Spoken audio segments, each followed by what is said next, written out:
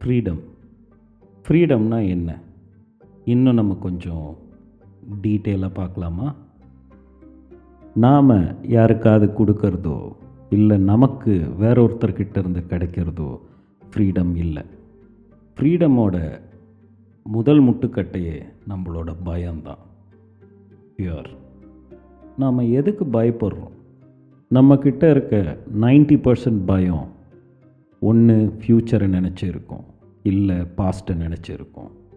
எதிர்காலம், கடந்த காலம், இது ரெண்டுமே நம்ம மூளைக்குள்ளே மட்டும்தான் வாழுது. நிகழ்காலத்தில் எதுவுமே நடக்கிறதில்ல.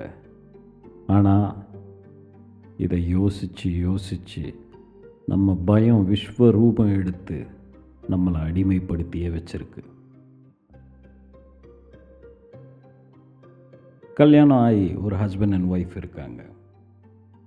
ஒய்ஃபுக்கு அந்த ஹஸ்பண்ட் ஃப்ரீடமே கொடுக்கறதில்ல, இல்லை அந்த ஹஸ்பண்டுக்கு ஒய்ஃப் ஃப்ரீடமே கொடுக்கறதில்ல. இதோட மூல காரணம் பயம் மட்டும்தான். வேறு என்னவா இருக்க முடியும்? இப்போ அந்த ஹஸ்பண்ட் கிட்ட இருந்து ஒய்ஃபுக்கு ஃப்ரீடம் இல்லை. அவங்க எந்நேரம்னாலும் அதிலிருந்து விடுபட்டு சுதந்திரமாக போகலாம்.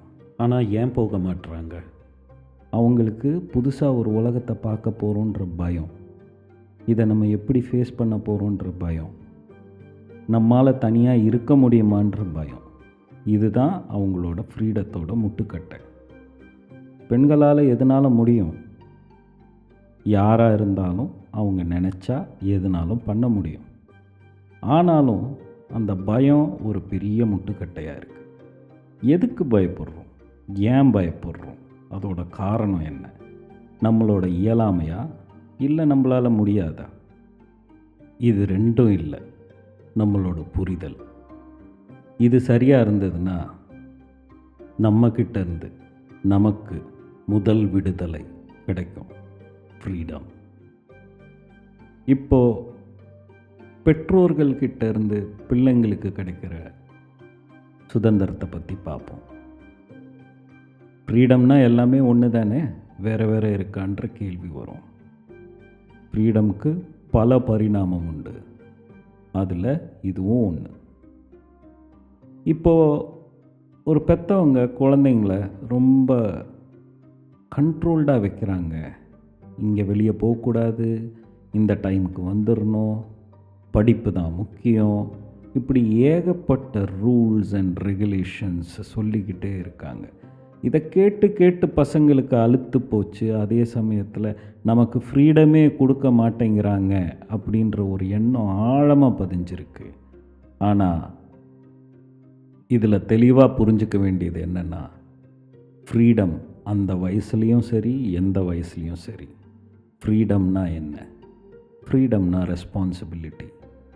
அதை ஹேண்டில் பண்ண முடியுமா நம்மளால்? இப்போ ஒருத்தன் ஃப்ரீடம் இருக்குன்னு சொல்கிறோம், அவன் வெளியில் போகிறான். இப்போ யாரனாலும் நான் அடிக்கலாம், யாரனாலும் குத்தலாம், எதனாலும் பண்ணலாம், அது என்னோடய ஃப்ரீடம் அப்படின்னா நம்மளால் மறுத்து பேச முடியுமா? கண்டிப்பாக முடியும். உங்களோட ஃப்ரீடம் மற்றவங்களை பாதிக்காத வரைக்கும் அது நல்லது. பாதிச்சா அது எப்படி ஃப்ரீடமாக இருக்க முடியும்? அது ஒரு அகம்பாவத்துக்குள்ளே போயிடாதா? நான் என்னன்னாலும் செய்வேன், என்னை யாரும் எதுவும் கேள்வி கேட்கக்கூடாதுன்றதுக்கு. இப்போ ஒரு நாட்டையே உதாரணத்துக்கு எடுத்துப்போமே. முதல்ல பிரிட்டிஷ்காரங்களால் இந்தியா அடிமைப்பட்டிருந்தது, நிறைய நாடுகள் அடிமைப்பட்டிருந்தது. அப்போவும் ரூல்ஸ் அண்ட் ரெகுலேஷன்ஸ் இருந்தது. ஒருத்தர் கொலை பண்ணக்கூடாது, பப்ளிக்னால் இப்படி தான் நடந்துக்கணும், நியூசன்ஸ் இருக்கக்கூடாதுன்னு ஏகப்பட்ட ரூல்ஸ் அப்போவும் இருந்தது. ஏறக்குறைய அதே மாதிரி ரூல்ஸ் தான் அதுக்கப்புறமாவும் இருந்தது. அப்போ ஏன் அதை அடிமைத்தனன்றோம், இதை விடுதலைன்றோம்? ஒரு நல்ல கட்டமைப்பே இல்லாத சட்டமாக இருந்தாலும் விடுதலையாக இருந்தாலும் ரெண்டுமே ஆபத்து தான். அப்போன்னா எது ஃப்ரீடம், எது உண்மையான விடுதலை? எது நேர்மையாக இருக்கோ அது உண்மையான விடுதலை. ஒருத்தன் படிக்கிறேன்னு சொல்லிட்டு ரூம்குள்ளே போயிடுறான். சின்ன பையன்தான், அவன் படிக்கலாம், இல்லை மொபைலில் ஏதாவது கேம்ஸ் விளையாடலாம், இல்லை வேறு ஏதாவது நேர விரயம் கூட செய்யலாம்.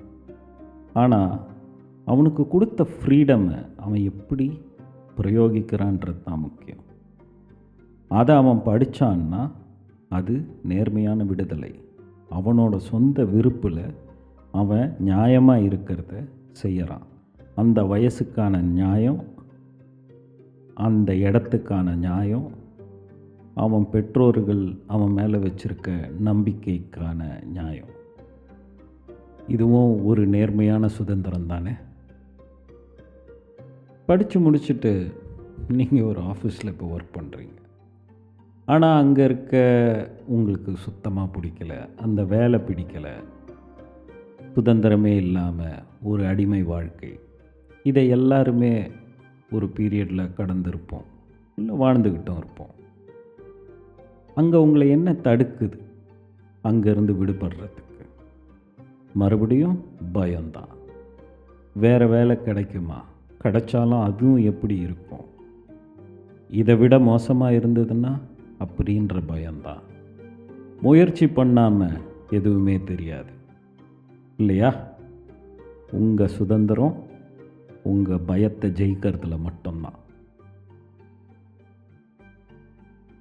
இப்போ நம்ம 2-3 தொகுப்புகளில் பார்த்தோம் எப்படி ஃப்ரீடம்னா என்ன, உண்மையான விடுதலைனா என்ன. பார்த்ததில் ஒரு விஷயம் நல்லா புரிஞ்சுக்கணும். நேர்மையான விடுதலை தான் உண்மையான விடுதலை. நேர்மையான விடுதலையில் எவ்வளவு காலம்னாலும் எவ்வளவு நேரம்னாலும் நம்மளால் யாருக்கும் பாதிப்பு இல்லாமல் அடுத்தடுத்த இலக்கை நோக்கி நம்மால் தோய்வடையாமல் போய் சேர முடியும். இது இல்லைன்னா பயணம் ரொம்ப கடுமையாக இருக்கும். உங்கள் நேர்மையான சுதந்திரத்துக்கு வாழ்த்துக்கள். moral freedom.